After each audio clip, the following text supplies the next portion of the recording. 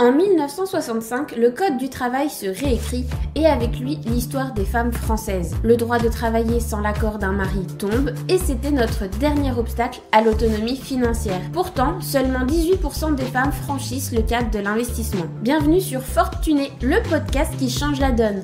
Je suis Marion, ton hôte pour ce podcast. J'ai fait mon premier investissement à l'âge de 23 ans et je ne compte pas m'arrêter là.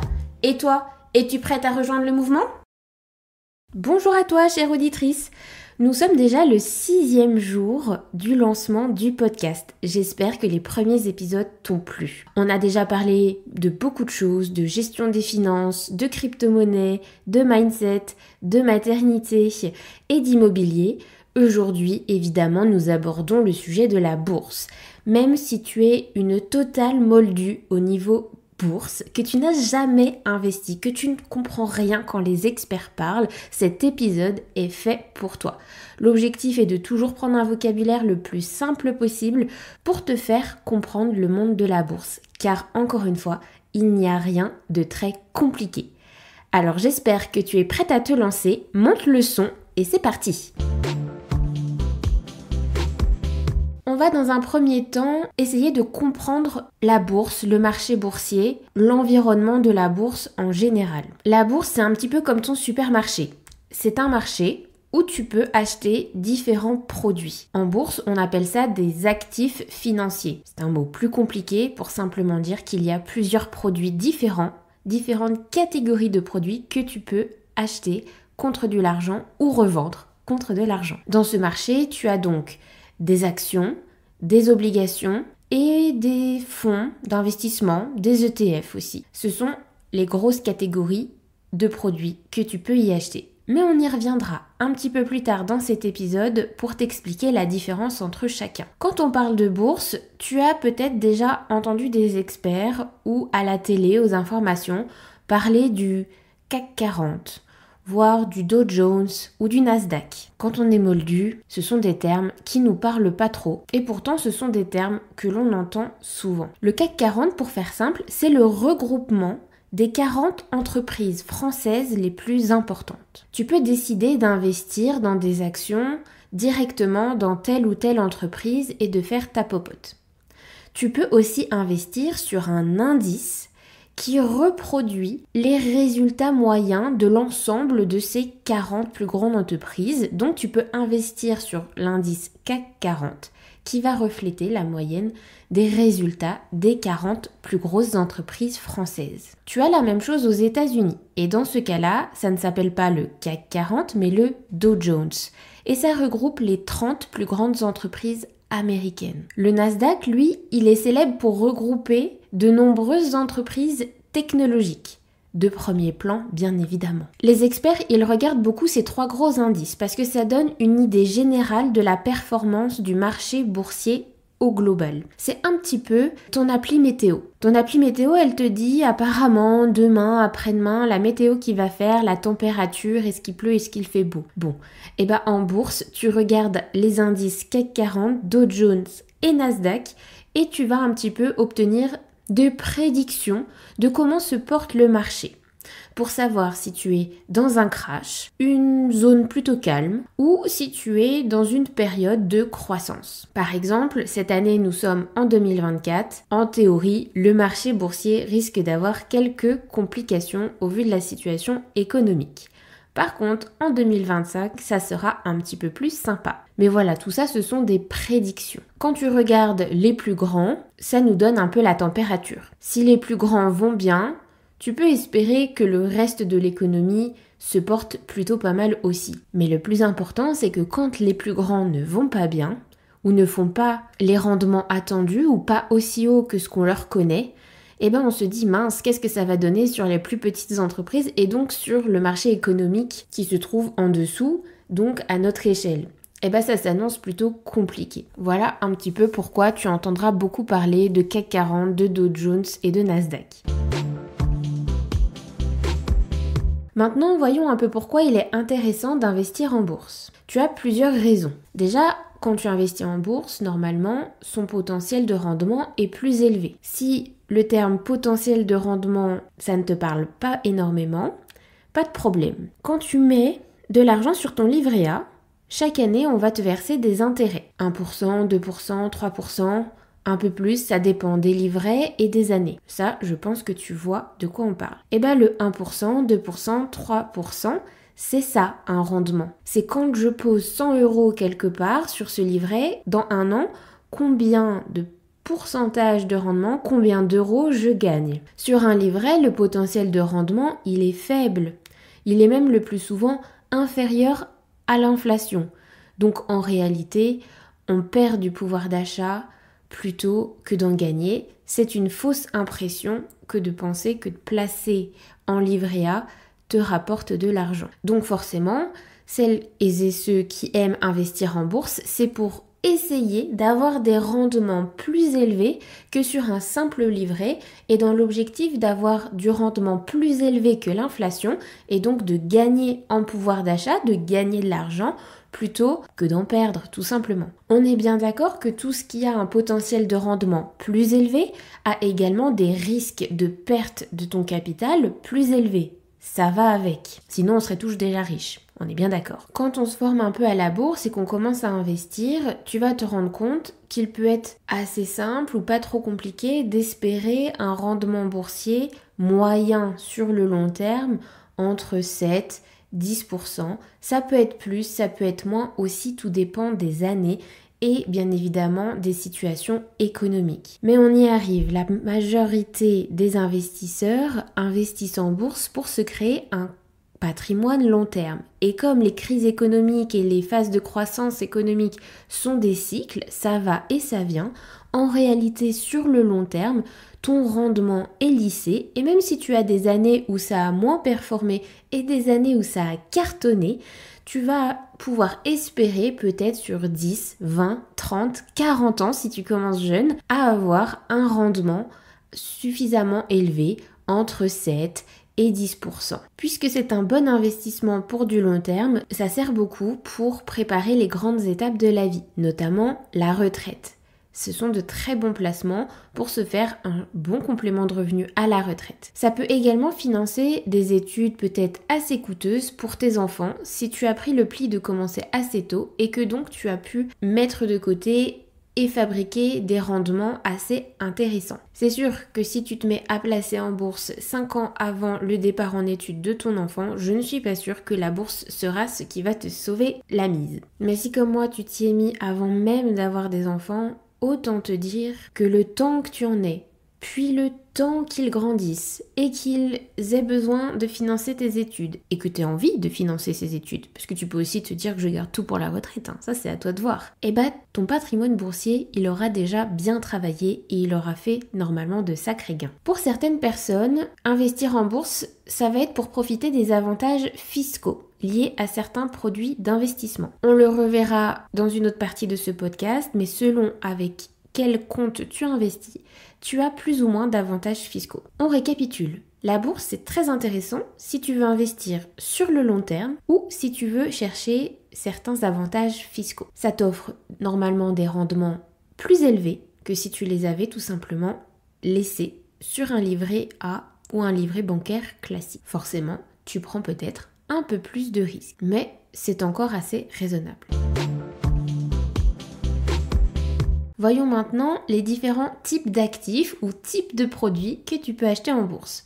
Je t'ai parlé tout à l'heure d'obligations, d'actions, de fonds d'investissement, d'ETF. Alors, c'est parti. Quand tu achètes une action, tu achètes une part d'une entreprise. Tu es donc propriétaire d'une partie de cette entreprise. Oui, ça veut dire que si tu achètes une action Apple, tu es propriétaire d'une petite partie de la société Apple. Pas mal, hein ? Pour autant, ça ne veut pas dire que tu vas avoir le droit de prendre des décisions, tu ne seras pas actionnaire dit majoritaire, tu ne seras pas convié au conseil d'administration, bien entendu.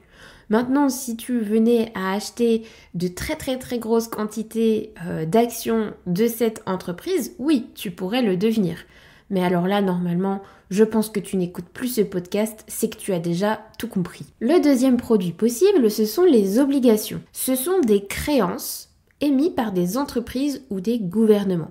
Pour faire plus clair, en fait, tu deviens banquière. tu prêtes ton argent à une entreprise ou même parfois ce sont les gouvernements directement.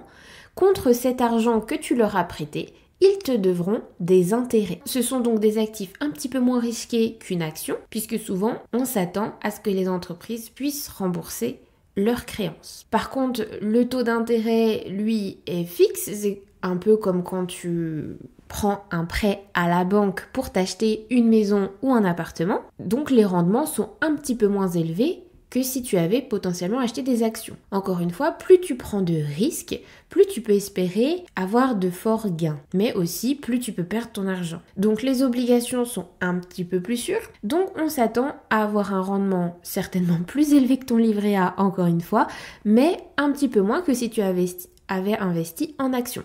Et c'est bien normal. Troisième catégorie d'actifs, les fonds d'investissement, y compris les ETF. Ça te permet d'investir dans un large éventail d'actifs à travers un seul produit. En fait, ça te facilite la diversification de ton portefeuille. Le terme de diversification, ça va être le nerf de la guerre en bourse. Quand tu investis en bourse, l'idée c'est pas d'aller tout miser sur la société Apple, Amazon, je sais pas, n'importe quelle autre entreprise mondiale, peu importe. Le but c'est de s'exposer à différents milieux, marchés, différentes thématiques d'actifs et différents actifs tout court. Il faut donc essayer d'avoir dans son portefeuille des actions, des obligations, des ETF. Et parmi tous ces actifs, il faudrait essayer d'investir dans les banques, les assurances, l'immobilier, l'énergie, la tech, le luxe, pour que si jamais il y ait un secteur en crise plus qu'un autre, eh bien le reste de tes investissements continue de travailler et quelque part de rattraper la perte qui est en train de se faire peut-être sur le marché de l'immobilier, imaginons. Et quand l'immobilier remontera, peut-être ce sera l'énergie qui prendra un coup dans l'aile, et c'est pas grave, l'énergie ça va moins travailler puis l'immobilier te rapportera plus. C'est pour ça qu'on te dira toujours dans tes investissements de diversifier, donc peut-être d'avoir de la sécurité sur ton livret A, d'avoir des placements en bourse, pourquoi pas de l'immobilier physique si ça te plaît. Si tu aimes encore un peu plus le risque, tu pourras diversifier avec un peu de crypto-monnaie. Et les plus avancés d'entre nous iront peut-être plus tard investir en private equity, c'est-à-dire directement dans des entreprises, un petit peu comme ce qu'ils sont en train de faire dans l'émission Qui veut être mon associé. Mais au sein de chacune de ces catégories d'investissement, c'est bien de diversifier. Donc tu n'achètes peut-être pas qu'une seule crypto-monnaie, tu n'achètes pas une seule action en bourse, tu n'achètes pas un seul type de bien immobilier, tu ne fais pas toujours la même type de location dans tes biens immobiliers. Et dans ton livret A, peut-être que tu n'as pas que ton livret A ou tu n'as pas tout dans la même banque. Ok ? Plus tu diversifies, moins tu prends de risques. Ça, c'est le nerf de la guerre. Eh bien, un ETF, pour y revenir, c'est ça. Tu investis dans un ETF et lui, il s'occupe de dispatcher ton argent dans plusieurs produits, dans une thématique bien spécifique. Tu pourrais choisir de prendre un ETF centré sur l'immobilier. Et lui, il va diversifier l'argent que tu lui déposes dans plein de petits produits autour de l'immobilier. En fait, ça te permet de ne pas avoir à faire la diversification toi-même un par un et de leur laisser le contrôle. Normalement, l'ETF, tu verras ses résultats des années passées, tu verras s'il performe bien. Bien évidemment, chaque année, la performance va varier et selon les situations économiques, ça va être plus ou moins intéressant d'y investir. Comme forcément il s'occupe de ça pour toi, tu peux attendre un petit peu moins de rendement que si tu avais fait le travail toi-même, ce qui est logique. Et tu auras aussi ce qui s'appelle des frais de gestion. Bien évidemment, l'objectif est quand même avoir une marge de gain une fois ces frais de gestion enlevés, mais ça peut te simplifier la tâche si toi t'es pas très à l'aise avec comment choisir tel ou tel produit, telle ou telle action, telle ou telle obligation. Les ETF vont permettre de faire ça à ta place. Tu peux aussi aller chercher des ETF monde, des ETF de certains pays qui vont investir parfois dans tout plein de secteurs différents sans même être très spécialisé dans telle ou telle thématique. On aura le temps d'y revenir. Mais voilà, Maintenant, tu sais la différence entre une action, une obligation ou un fonds d'investissement, qu'on appelle aussi ETF. On ne se lance pas en bourse sans connaître la fiscalité. Sinon, ça va mal se passer pour toi. La règle de base, c'est que quand tu investis en bourse, si un jour tu revends l'action ou tes produits et que tu fais une plus-value, donc une plus-value, c'est que tu as gagné de l'argent. Ça veut dire que si tu déposes 100 € et que le jour où tu revends, tu as revendu ton produit 120 €, tu as gagné 20 €. 20 €, c'est ta plus-value. Et cette plus-value, elle sera imposée à 30%. C'est ce qu'on appelle la flat tax. En français, ça donnerait la grosse taxe. C'est pas très sexy. On la connaît aussi sous le nom de prélèvement forfaitaire unique. Pourquoi 30%? Eh bien, dans les 30%, tu as 12,8% au titre de l'impôt sur le revenu. Et puis, tu as les prélèvements sociaux de 17,2% qui te donnent un total de taxes de 30%. C'est-à-dire qu'il ne te restera en gain, en plus-value, que 70% de tes 20 €, puisque tu auras dû donner 30% à l'État. Cette fiscalité, elle est simplifiée par rapport à ce qu'il y avait avant, puisqu'avant, tous tes gains, toutes tes plus-values rentraient dans ton impôt sur le revenu. Tu comprends donc que ça va pas être intéressant pour tout le monde. Si aujourd'hui, toi, tu es imposé à moins de 30% sur ton revenu, te prendre 30% de taxes sur la bourse, bon, c'est un peu dommage, tu aurais peut-être préféré que ça compte dans ton impôt sur le revenu. Mais c'est plus le cas. Par contre, tu te doutes bien que toutes les personnes qui sont imposées à 30, voire surtout plus de 30% d'imposition sur leurs revenus, ça leur permet d'alléger leur fiscalité et de pouvoir énormément investir en bourse, qui va aussi propulser et aider l'économie. Donc il faut que ces personnes-là aussi investissent, puisque si le marché économique des entreprises ne croît pas, ne se développe pas, et pour ça ils ont besoin de fonds, donc ils ont besoin d'actionnaires, le marché économique global ne va pas bien aller et ça va aussi se répercuter sur notre quotidien. Donc ils ont simplifié, ils ont mis la flat tax à 30%. Pour qu'aussi, les plus riches, disons-le, puissent investir avec un avantage fiscal. C'est donnant-donnant. Toi, tu es peut-être pas imposé à 30%. Alors tu te dis que c'est quand même dommage, puisque toi, l'ancien système aurait été quand même plus sympathique au niveau des taxes. Mais la bonne nouvelle, c'est qu'en France, tu as la possibilité d'ouvrir un PEA, plan d'épargne en action. Si tu détiens ce PEA depuis plus de 5 ans, tu vas avoir des avantages fiscaux géniaux. Les gains vont être exonérés d'impôt sur le revenu, à condition que durant au moins 5 ans, tu n'aies effectué aucun retrait de ce compte. Tu as le droit à l'intérieur de ce compte d'acheter et de revendre tes actions, mais l'argent que tu auras déposé ne devra jamais sortir de ce compte pendant 5 ans si tu veux bénéficier des avantages fiscaux qui se déclenchent au bout de 5 ans de détention.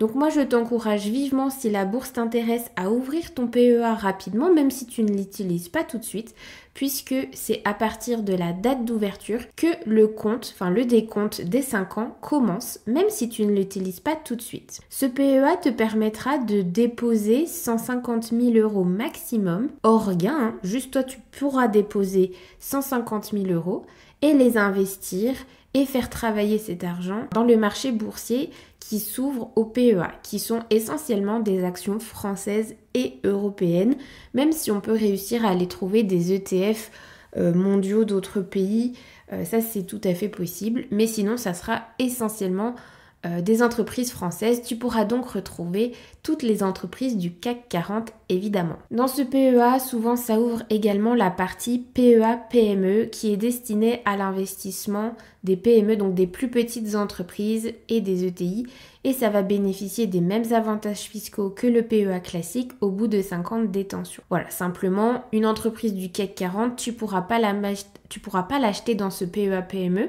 parce que c'est une grosse entreprise, mais si tu voulais acheter des actions dans des entreprises qui sont éligibles au PEA-PME, tu pourrais du coup rajouter plus que les 150 000 puisqu'à eux deux, si je ne dis pas de bêtises, tu vas pouvoir placer un total de 250 ou 275 000 euros. Donc tu vois, avant d'y arriver, il va se passer un peu de temps. Donc voilà, j'espère que la fiscalité était assez claire. Soit tu as un compte titre classique où tu peux investir partout dans le monde et tu auras donc une flat tax donc de 30% sur toutes les plus-values uniquement. Soit tu as ouvert un PEA ou un PEA-PME et tu auras également cette flat tax de 30% si tu retires l'argent avant les 5 ans. Sinon, ça descendra à 17,2% correspondant aux prélèvements sociaux puisque l'imposition au titre de l'impôt sur le revenu de 12,8% sera alors exonérée.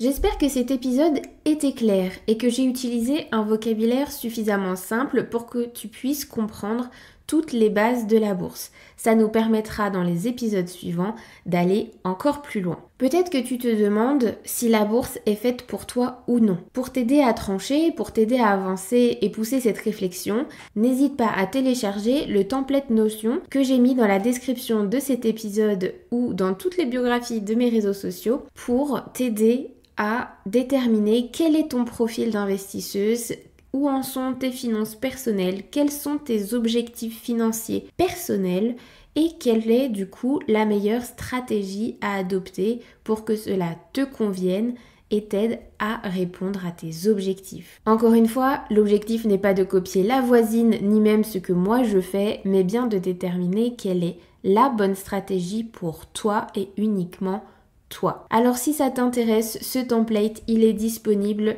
encore une fois en description de cet épisode, téléchargeable gratuitement ou dans toutes les biographies des réseaux sociaux de Fortuné. Et voilà, c'est tout pour aujourd'hui sur Fortuné. Un immense merci à toi, chère auditrice, qui est restée jusqu'à la fin de cet épisode. Ton soutien et ta présence sont le cœur battant de ce podcast. Si tu as aimé notre voyage d'aujourd'hui, prends un moment pour laisser un avis sur Apple Podcast ou Spotify. Tes étoiles et tes commentaires aident Fortuné à rayonner et à atteindre d'autres femmes incroyables, comme toi, désireuses d'embrasser leur indépendance financière. Et parce que ce podcast est le tien autant que le mien, je veux savoir quel sujet brûles-tu de découvrir dans un prochain épisode? Quelles sont les questions qui te tiennent éveillé la nuit? Partage tes idées et questions et ensemble construisons les prochaines étapes de notre aventure financière. Je te donne rendez-vous demain pour un prochain épisode. D'ici là, sois forte et tunée. Bye!